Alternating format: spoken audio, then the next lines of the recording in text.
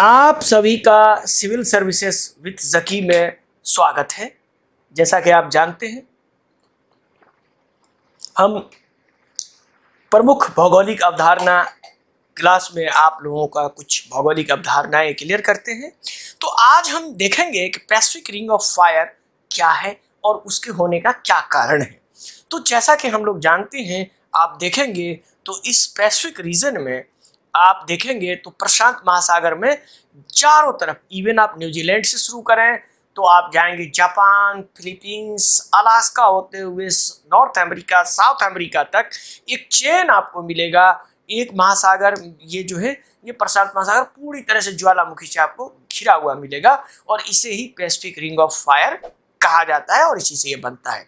जैसा कि आप इस फिगर में देख सकते हैं, यहाँ न्यूजीलैंड से शुरू हुआ और आप देखिए यहाँ से होते हुए ये पूरा इंडोनेशिया, मलेशिया, इससे होते हुए आप यहाँ देखिए मैरियाना ट्रेंच के पास से, और ये पूरा आप देखेंगे तो साउथ अमेरिका तक ये फैला हुआ है। अब हम देखेंगे कि इसके आखिर होने का कारण क्या है। तो देखेंगे ज्वालामुखी, आप जो जैसा कि मैंने बताया कि पश्चिमी प्रशांत में फिलीपींस, जापान, अलास्का से होते हुए उत्तर अमेरिका और दक्षिण अमेरिका के पश्चिमी तट तक पूरा फैला हुआ है और ये पूरा लगभग 500 से अधिक ज्वालामुखी है और ये एक्टिव ज्वालामुखी है जो आपको स्पेस से भी दिखाई देता है। तो इस तरह आप देखेंगे तो आखिर में इसका जो कारण है रिंग ऑफ फायर का प्रशांत महासागर में, ये दोनों किनारों पर जो है सो इसका सबडक्शन जोन है। अब ये सबडक्शन जोन क्या होता है तो इसके लिए आप हमारे क्लास में आए, मैं विस्तार पूर्वक पढ़ाऊंगा, लेकिन यहाँ भी मैं आपको जरूर बताऊंगा कि सबडक्शन जोन आखिर होता क्या है। तो ये उसी का सबडक्शन जोन का परिणाम है। तो चलिए देखते हैं ये आखिर हुआ कैसे है।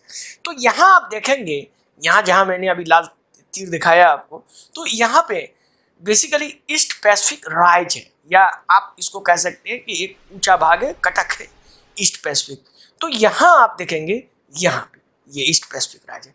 यहाँ क्या होता है कि ये डाइवर्जेंट बाउंड्री है, यानी यहाँ प्लेटें एक दूसरे से दूर जाती है। तो जब दूर जाती है तो नीचे से मैग्मा आता है और नया प्लेट बनता है। यानी ये देखेंगे प्रशांत क्षेत्र में तो नई महासागरीय स्थल मंडल जो है ये आपको पूर्वी प्रशांत कटक के साथ बनता है। लेकिन पैसिफिक प्लेट की इस सीमा को हम देखेंगे तो यहाँ पे आप देखें तो ये पश्चिमी तरफ जितना भी है उसको हम पैसिफिक प्लेट कहते हैं, लेकिन इसके पूरब तरफ जो है वो छोटे छोटे प्लेट है, बहुत छोटे छोटे प्लेट है जिसको माइक्रो प्लेट भी बोले जाते हैं। तो दाएं ओर आप देख सकते हैं। लेकिन एक बहुत ही आश्चर्य का विषय इसमें मिलेगा आपको, खास करके कि जैसा कि आप जानते हैं ये बहुत तरह के जीके में भी पूछा जाता है कि विश्व का प्लेट टेक्टोनिक में विश्व का सबसे बड़ा प्लेट कौन सा है, तो वो आपको पैसिफिक प्लेट है। तो पैसिफिक प्लेट दुनिया का सबसे बड़ा प्लेट है, लेकिन प्रशांत महासागर के ही अंदर दुनिया का सबसे छोटा प्लेट भी है। तो दुनिया का सबसे छोटा प्लेट कौन सा है तो चलिए मैं बता देता हूं। ये दुनिया का जो सबसे छोटा प्लेट है उसका नाम है गैलापागोस प्लेट। तो ये सिर्फ 12,000 स्क्वायर किलोमीटर में ही है, जबकि आप देखेंगे तो ये करोड़ों में होता है नॉर्मल प्लेट। तो इससे आप समझ सकते हैं। तो जैसे ही ये यहाँ पे नई प्लेटें बनती है और नई प्लेटें बनने के बाद नया स्थल मंडल क्या होता है, धीरे धीरे कटक से दूर चला जाता है। जैसे ये देखिए फिगर में आपको दिख रहे हैं तो ये दूर चला जाता है। तो इस तरह यहाँ बनता है, लेकिन ये जब जाता है तो ये फिर दोनों तरफ चला जाता है। आप देखेंगे तो ये देखिए, लेकिन पैसिफिक प्लेट महासागरीय जो है अमेरिका के पास जाके सबडक्ट होते हैं और जो समुद्र नितल की खाइयों यानी जो ट्रेंचेज होते हैं उसको बनाते हैं, जिससे अधिकतर महाद्वीपीय प्लेट है ज्वालामुखी। अब यहीं पे ज्वालामुखी उत्पन्न हो जाता है। चूंकि दोनों तरफ सबडक्शन जोन है तो दोनों चारों तरफ आपको सबडक्शन जोन मिलता है और वहीं आपको पूरा ज्वालामुखी, तो ये सारा जो है एक्टिव मार्जिन के तौर पे जाना जाता है। तो आप इसको देख सकते हैं। तो ये एरिया, ये जो आप देख रहे हैं यहाँ आपको साउथ अमेरिका और ये जो ईस्ट पैसिफिक प्लेट है वो आपको टकराता है। अब यहाँ टकराने के बाद ये सबडक्ट होता है, यानी सबडक्ट का मतलब है कि वो एक प्लेट जो दूसरे प्लेट के नीचे चला जाता है उसको सबडक्ट कहा जाता है। वहां जाके वो समाप्त हो जाता है, फिर से जाके मेंटल में मिल जाता है, तो उसको सबडक्शन जोन कहा जाता है। वहीं पे पानी के स्रोत के कारण वहां ज्वालामुखी का निर्माण होता है। ये देखिए यहाँ ज्वालामुखी यहाँ पे आप देख सकते हैं। अब इसके बाद हम देखेंगे तो ये यही एरिया है। अब इसका पश्चिमी भाग में भी बड़े बड़े सबडक्शन जोन है। जैसा कि हम लोग जानते हैं मैरियाना ट्रेंच बनता है, वहाँ सबडक्शन जोन है, फिलीपींस के पास है। उसके बाद हम लोग जानते हैं कि जापान से होते हुए ये पूरा बहुत बड़ा कन्वेयर बेल्ट आपको मिलेगा, ये सारा एरिया जो है।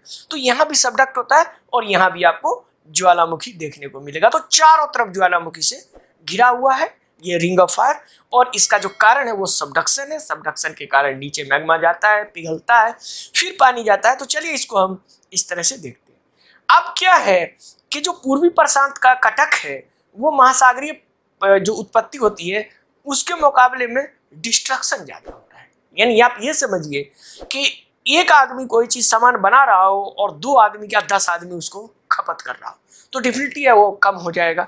ठीक वैसा ही यहाँ है, यहाँ सबडक्शन अधिक हो रहा है, इसीलिए प्रशांत महासागर की चौड़ाई कम हो रही है, यानी वो सिकुड़ रहा है, श्रिंक कर रहा है। तो प्रशांत महासागर श्रिंक कर रहा है। तो चलिए इसका हम एक एनिमेशन आप लोगों को दिखाएंगे। ये देखिए, ये देखिए। अब ये है ईस्ट पैसिफिक रिज, ये रिंग ऑफ फायर का है। तो ये देखिए ईस्ट पैसिफिक रिज है यहाँ पे।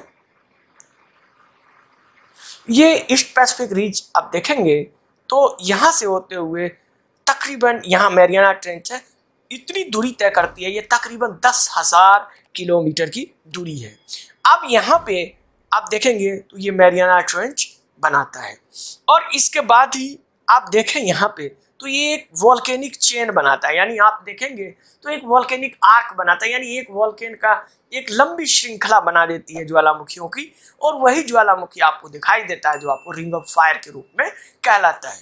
आगे हम लोग देखेंगे तो ये विश्व का सबसे बड़ा कन्वेयर बेल्ट के तौर पे जाना जाता है। अब देखिए यहाँ ये प्लेट प्रोड्यूस होता है, यहाँ ये 10,000 किलोमीटर की सफर करता है, और उसके बाद यहाँ जाके ये सबडक्ट होता है। सबडक्ट का मतलब जैसे कि मैंने बताया कि ये देखिए ये नीचे जाके समाप्त होता है। अब यहीं पे यहाँ पे आपका ज्वालामुखी बनता है।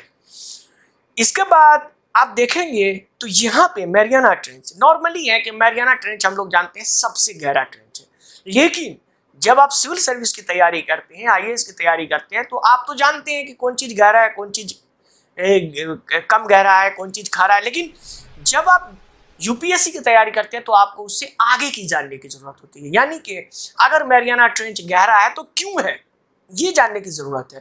तो असल मैरियाना ट्रेंच के पास का जो एरिया है वो विभिन्न शोध से ये पता चला है कि वो सबसे ज्यादा डेंस एरिया है, और मेंटल से जो आया इस वजह से भारी होने के कारण वो नीचे दब गया, और जिस वजह से वो ज्यादा गहरा है।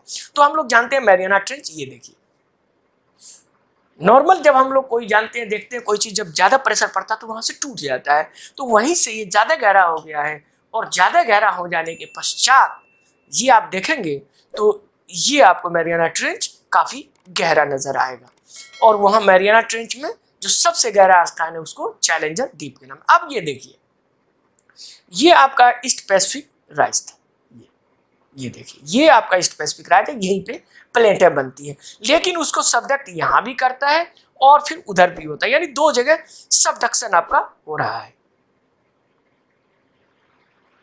तो 2 जगह सबडक्शन हो रहा है। अब यहाँ पे सबडक्शन हो रहा है। अब ये एरिया जो है जो मैरियाना ट्रेंच यहाँ है, आप देखेंगे मैप पे तो मैरियाना ट्रेंच यहाँ है। अब ये मैरियाना ट्रेंच से शुरू होते हुए अब देखेंगे जापान, और ये विश्व का यानी हमारे धरती पर सबसे बड़ा प्राकृतिक स्ट्रक्चर है या प्राकृतिक संरचना है, जिसको भूगर्भीय संरचना भी आप कह सकते हैं। तो ये देखिए अब आप इसको देख सकते हैं यहाँ से, ये देखिए अब ये यहाँ से शुरू हुआ, ये देखिए जापान से होते हुए अलास्का से होते हुए ये पूरा आपका पैसिफिक ओशन को घेरे हुआ है, और यही रिंग ऑफ फायर कहलाता है। लेकिन जैसा कि मैंने बताया कि ज्यादा सबडक्ट हो रहा है, प्रोड्यूस कम हो रहा है। जब प्रोड्यूस कम होता है इसका मतलब क्या हुआ, इसका मतलब है कि पैसिफिक ओशन सिकुड़ रहा है, यानी अभी जो दुनिया का सबसे बड़ा ओशन है पैसिफिक ओशन, कालांतर में ये ओशन विलुप्त हो जाएगा धरती पर से, और एक नया अधिमहाद्वीप या सुपर कॉन्टिनेंट बन जाएगा। तो देखते हैं कैसे होगा इन फ्यूचर में, उसको भी थोड़ा एनिमेशन हम लोग देख लें। तो जैसे होगा तो ऑस्ट्रेलिया क्या होगा, अमेरिका से टकरा जाएगा। ये देखिए ऑस्ट्रेलिया अमेरिका से टकराएगा, और फिर जो इधर का एशिया वाला पार्ट है वो भी अलास्का और इसमें टकरा जाएगा, और इस तरह एक नया महाद्वीप बनेगा। और जिस महाद्वीप को हम लोग या बहुत सारे वैज्ञानिक इस महाद्वीप का नाम एम एशिया बोलते हैं कि ये फ्यूचर में हो जाएगा 300 मिलियन साल के बाद। लेकिन ये सब फ्यूचर में होगा। तो चलिए, रिंग ऑफ फायर कैसे बनता है, रिंग ऑफ फायर क्या है, ये सारी चीज आपने जाना।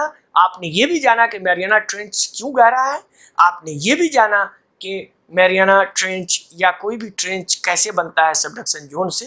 तो चलिए, ये सारी चीज़ों को जानने के लिए, और अगर इससे ज़्यादा जानना चाहते हैं, अधिक जानना चाहते हैं, तो हमारे ऑप्शनल क्लास अभी चालू है, आप वहाँ आके ज्वाइन कर सकते हैं।